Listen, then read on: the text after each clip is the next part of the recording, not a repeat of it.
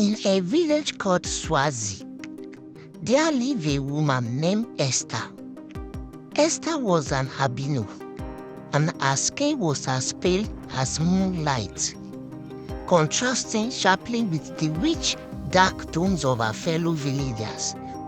She was also larger than most women in the village, a harmful figure often becoming the subject of whisper and cruel jokes. Despite her kind heart and gentle nature, Esther found herself isolated. Her friend drifted away, and the men of the village showed no interest in her. Esther's days were filled with solitude. She spent her time tending to her family's small plot of land, growing yams and maize, and taking care of her elderly parents. She often wondered if she would ever find someone who could see beyond her appearance and love her for who she truly was. One day, a wealthy merchant named Desmond visited the village. He was known throughout the village for his wisdom, generosity, and striking good looks.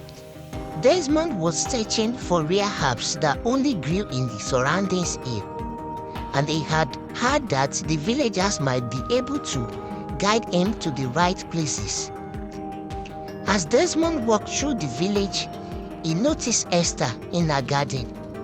He was immediately struck by her grace and the peaceful aura that surrounded her.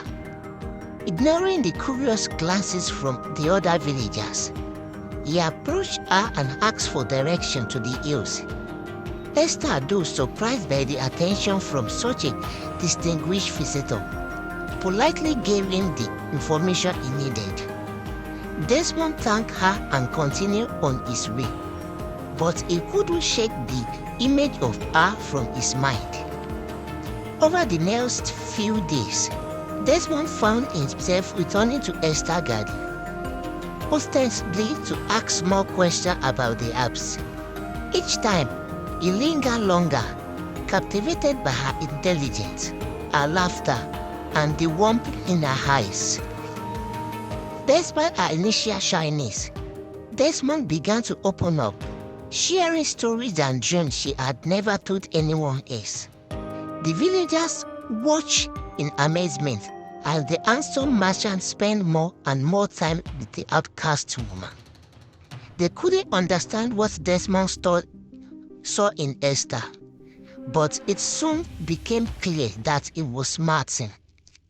One evening, as the sun set in a blaze of orange and pink, Desmond asked Esther to walk with him to the edge of the village. There, under the radiant light, he took her hand and told her that he had fallen deeply in love with her. He admired her strength, her kindness, and her unique beauty. Desmond asked Esther to marry him and come live with him in his village, where he promised to cherish and protect her for the rest of their lives. Esther was overwhelmed with emotion. She had never imagined that someone as wonderful as Desmond could love her. With tears in her eyes, she accepted his proposal. The news of their engagement spread quickly through the village.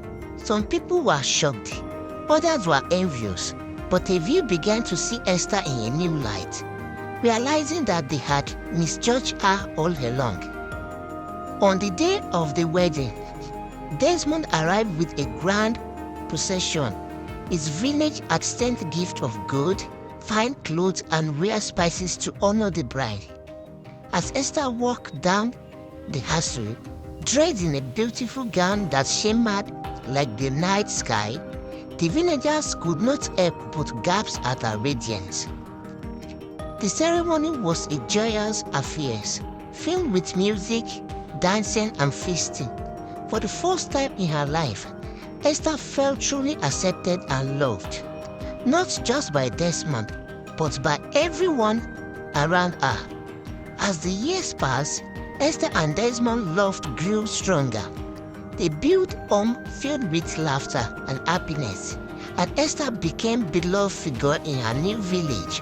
Her story spread around, inspiring others to look beyond superficial difference and recognize the true beauty with each person.